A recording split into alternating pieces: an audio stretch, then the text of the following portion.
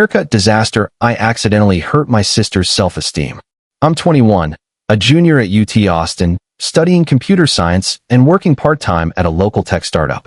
Last summer, my parents decided to take their dream vacation, a 2-week European tour they'd been saving up for since before I was born. The only problem? Someone needed to watch my sisters, Emma, 17, and Zoe, 8. Emma was mostly self-sufficient, but Zoe still needed actual supervision. My parents asked if I'd stay at their house in the suburbs while they were gone. I wasn't thrilled about giving up 2 weeks of my summer, but I couldn't say no after seeing how excited they were about their trip. Just follow the schedule I made, my mom said, handing me a color-coded binder with meal plans, bedtimes, and activities. And please don't let them eat junk food every day. Got it, I said, already planning to ignore at least half of her instructions. The day after my parents left, I established what I called Operation Awesome Brother. No bedtimes, unlimited screen time, pizza delivery, and ice cream for breakfast if we wanted. Emma was immediately on board, and Zoe thought I was basically a superhero. Can we stay up until midnight watching movies? Zoe asked, her eyes wide with excitement.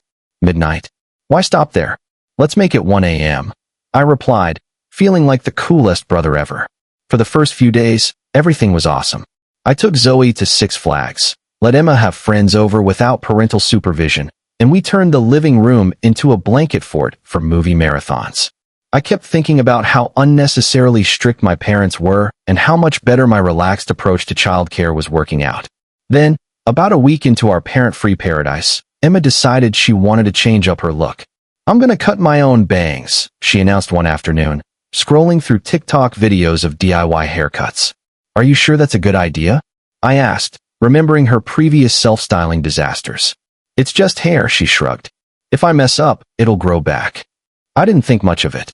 Emma disappeared into the bathroom with a pair of scissors and emerged 30 minutes later with a choppy fringe across her forehead. It wasn't salon quality, but it actually looked pretty cool in that intentionally messy way that's somehow trendy now.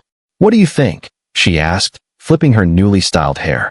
Not bad, I said, genuinely impressed. Very indie rock star. Zoe, who had been coloring at the kitchen table, looked up in awe. Wow, you look so pretty, Emma. For the next 2 days, Zoe couldn't stop talking about Emma's new hair. She followed her around the house, asking questions about how she did it and if it hurt. I thought it was cute how much she idolized her big sister. Then, on Thursday morning, just 4 days before our parents were due home, Zoe approached me during breakfast. Jake, she said, using her serious voice, I want bangs too. My first instinct should have been to say no. I should have told her to wait until Mom got back. I should have suggested a professional haircut. Instead, I said, let's ask Emma if she can do it for you. Zoe's face lit up like a Christmas tree. She sprinted upstairs to Emma's room, practically vibrating with excitement. Emma, who was still half asleep, wasn't thrilled about the idea. I'm not a hairstylist, you know. Please, Emma. You'd be the best sister ever. Zoe begged. I don't know, what if I mess it up? Emma hesitated. It's just hair. I echoed her words from earlier. If you mess up, it'll grow back, right? Emma sighed. Fine. But if she ends up looking like a troll doll, it's on you. Little did I know how prophetic those words would be. After lunch, we set up our makeshift salon in the kitchen. Zoe sat on a bar stool, draped in a beach towel, practically bouncing with excitement. Emma stood behind her, scissors in hand, looking increasingly nervous. You sure you know what you're doing? I asked, suddenly having second thoughts. I watched like 3 YouTube tutorials. Emma replied with a confidence I now realize was completely unfounded. It can't be that hard. I should have stopped it right there. But Zoe looked so happy, and I wanted to be the cool brother who said yes instead of the responsible one who said no. Emma started by wetting Zoe's hair and combing it forward. She measured with her fingers, marking where the bangs should end, just below the eyebrows, according to whatever tutorial she'd watched. Hold super still, okay, Zoe? Emma instructed. Zoe nodded, then immediately started fidgeting. Emma shot me a look, and I sat down across from Zoe to keep her entertained. I made funny faces and told her jokes, anything to keep her from moving too much. The first few snips seemed fine. Small pieces of Zoe's light brown hair fell onto the towel. But then I heard it, the sound that would haunt my dreams for weeks to come. Oops. That single word made my stomach drop. What do you mean? Oops. I asked, trying to see what had happened. Emma bit her lip. I cut this side a little too short. It's fine though. I'll just even it out. And that's when things went from bad to catastrophic. Emma tried to even it out by cutting the other side, but then that side was too short. So she went back to the first side, and with each snip, the bangs got shorter and more uneven. Jake, Emma finally said, lowering the scissors. I think I messed up. Like, really messed up. I moved around to see the damage, and my heart sank. What had started as a simple straight-across bang was now a jagged, uneven disaster.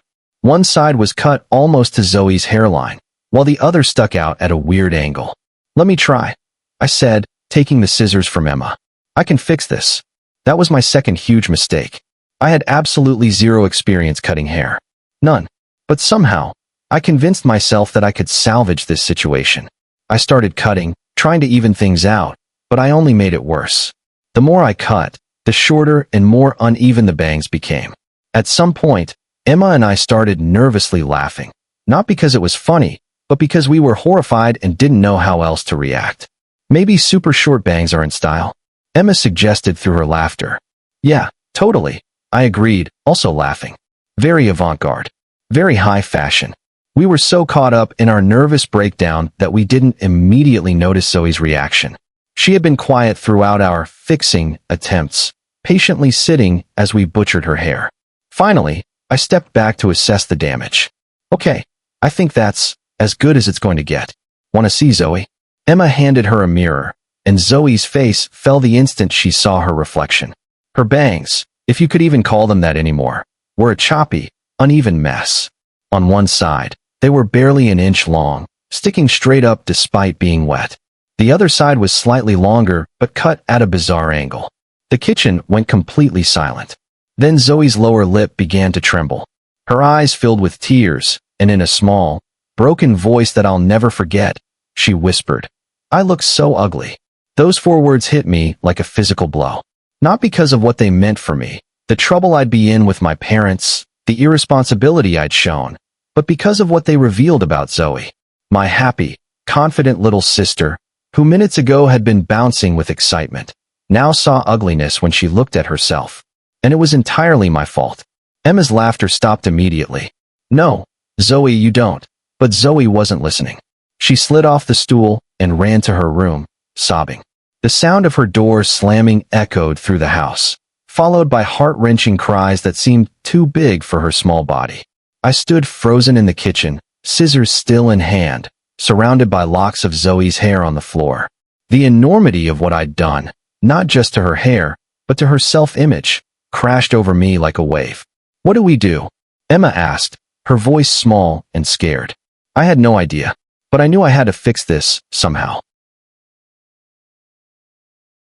I knocked gently on Zoe's door. The sobbing had quieted to sniffles, but she didn't answer. Zoe, can I come in? I asked softly. Silence. I have a plan to make it better. After a moment, the door cracked open. Zoe stood there, her eyes red and puffy, clutching her favorite stuffed rabbit. She tried to fix her bangs by plastering them to her forehead with water, which somehow made them look even worse. I knelt down to her level. I'm so sorry about your hair.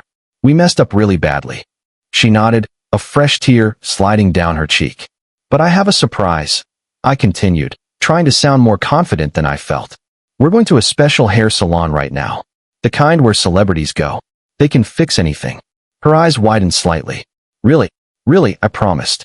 Get your shoes on. We're leaving in 5 minutes. I had no appointment, of course, but I did have my laptop and my emergency credit card. Within 10 minutes, I'd found the most highly rated children's hair salon in Austin, a place called Sparkle Cuts that specialized in kids' hair emergencies. They had a cancellation that afternoon, but it would cost me an extra $50 rush fee. I didn't care. I would have paid 10 times that amount to undo what I'd done.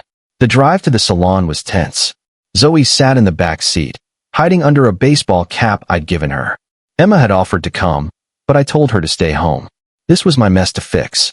When we arrived at the salon, I was relieved to see it looked like something out of a kid's fantasy. The chairs were shaped like spaceships and unicorns. The walls were covered in bright murals, and the stylists wore colorful aprons with cartoon characters on them. I approached the receptionist, Zoe's hand clutched tightly in mine. "We have the emergency appointment for Zoe?" Bang situation. The woman smiled knowingly. "Ah, yes. Home haircut gone wrong." I nodded, embarrassed. "Very wrong." She leaned over the counter to look at Zoe, who was trying to hide behind my leg. "Don't worry, sweetie. Melissa is our bang specialist. She fixes home haircuts all the time." Melissa turned out to be a 30-something woman with purple streaks in her hair and a warm smile. She took one look at Zoe's disaster bangs and somehow managed not to wince. "Okay, princess, let's see what we're working with," she said, gently guiding Zoe to a chair shaped like a castle. "I'm thinking we might need to get creative, but I promise you'll leave here feeling beautiful." I sat in the waiting area, watching nervously as Melissa worked her magic. She spent a long time just talking to Zoe first, showing her pictures on an iPad, making her giggle. By the time she picked up her scissors, Zoe was sitting up straight, looking almost excited. For the next hour, I alternated between watching the transformation and checking my bank account balance on my phone. The rush fee was just the beginning. I could tell from the fancy surroundings that this haircut was going to cost me. And it did. The final bill came to $185, plus a $40 tip that I added because Melissa deserved every penny. It was more than half of what I had saved from my part-time job, money I'd been setting aside for a new gaming laptop. But it was worth every cent. Zoe emerged from the styling chair completely transformed. Melissa hadn't just fixed the bangs. She'd given Zoe a stylish, layered cut that framed her face perfectly. The disaster bangs had been incorporated into a sideswept style that looked intentional and adorable. She'd even added a few subtle highlights that caught the light when Zoe moved her head. But the most important transformation wasn't the hair itself. It was Zoe's face. She was beaming, twirling in front of the mirror, touching her new haircut with wonder. "Do you like it?" Melissa asked, though the answer was obvious. "I love it," Zoe exclaimed. "I look like a movie star." On the drive home, Zoe couldn't stop talking about her new hair, the salon, and especially Melissa, who was now apparently the coolest person ever, even cooler than Emma. I was relieved, but something was still bothering me. As we pulled into our driveway, I turned to look at her. "Zoe, I need to tell you something important." She looked at me, still touching her hair every few seconds as if to make sure it was real. "When you looked in the mirror before, and you said you looked ugly, that broke my heart. Because you could never, ever be ugly. Not with any haircut." Her smile faded a little. "But I did look ugly. My hair was all wrong." "Your hair was all wrong because Emma and I messed it up. That was our fault, not yours. But even with messed up hair, you're still beautiful. Always." She considered this for a moment. "But if I'm always beautiful, why did you spend so much money to fix my hair?" It was a good question, and it made me realize I needed to be more careful about the messages I was sending. Because I saw how sad the bad haircut made you, and I wanted to fix that sadness. But the haircut doesn't make you beautiful or not beautiful. You're beautiful because you're you. She nodded, though I wasn't sure if she fully understood. How could she, when the world constantly tells girls that their appearance determines their worth? That night, after Zoe was in bed, at her proper bedtime, for once, I locked myself in the bathroom, turned on the shower to muffle the sound, and cried. Actually cried. The stress of the day, the guilt over hurting Zoe's self-esteem, and the realization of how careless I'd been all came crashing down at once. I'd been playing at being the cool brother, but cool wouldn't have let an 8-year-old's self-image get damaged for a laugh. Cool wouldn't have prioritized fun over responsibility. Cool would have known when to say no. When my parents returned from their trip, tanned and happy, I confessed everything. The late nights, the junk food, the Six Flags trip, and yes, the haircut disaster and expensive fix. I expected them to be furious, to ban me from babysitting ever again. Instead, my mom hugged me. "You learned something important about taking care of children," she said. "That's worth more than a perfect 2 weeks." My dad was a bit less philosophical, especially when he heard how much the salon cost, but even he admitted that Zoe's new haircut looked professional. As for Zoe, her new movie star hairstyle made her the envy of her friends when school started. She told everyone that her cool big brother took her to get it done, conveniently leaving out the disaster that preceded it. I learned a lot during those 2 weeks. About responsibility, about the impact our actions have on children, and about how easily a child's self-image can be shaped by careless words or actions. But most importantly, I learned that being the cool brother isn't about breaking rules or having fun at any cost. It's about being someone your siblings can trust to catch them when they fall, even when you're the one who tripped them in the first place. What a powerful journey this story takes us on. From the carefree fun of sibling adventures to that gut-wrenching moment when little Zoe looks in the mirror and sees ugliness staring back at her. This story beautifully captures how quickly our actions can impact a child's self-image, often in ways we never anticipate. The turning point in this story isn't just the disastrous haircut. It's that pivotal moment when the brother realizes he's damaged something far more precious than hair. Those 4 heartbreaking words, "I look so ugly," transformed him from a carefree college student into someone who suddenly understands the weight of responsibility that comes with caring for a child's emotional well-being. What makes this story so compelling is how the brother doesn't just fix the external problem by taking Zoe to an expensive salon. He also tries to address the deeper issue by reassuring her that her worth isn't tied to her appearance. That conversation in the car where he tells her, "You're beautiful because you're you," shows real growth and understanding. I also love how honest the brother is about his emotional reaction, locking himself in the bathroom and crying after realizing the impact of his actions. It's a powerful reminder that sometimes the lessons that change us most profoundly come from our biggest mistakes. This story teaches us several important lessons. First, that a child's self-esteem is incredibly fragile and deserves our protection. Second, that being the fun caregiver isn't always what children truly need. And finally, that true responsibility means knowing when to say no, even when saying yes would be easier and more popular. What would you do if you were in this situation? Would you have handled the aftermath differently? Have you ever had a moment where you realized your actions had unintentionally hurt a child's self-image? Share your thoughts and experiences in the comments below.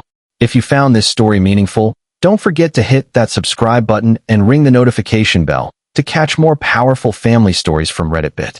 Give this video a thumbs up if you've ever learned an important life lesson from a younger sibling. And let us know your own family stories in the comments.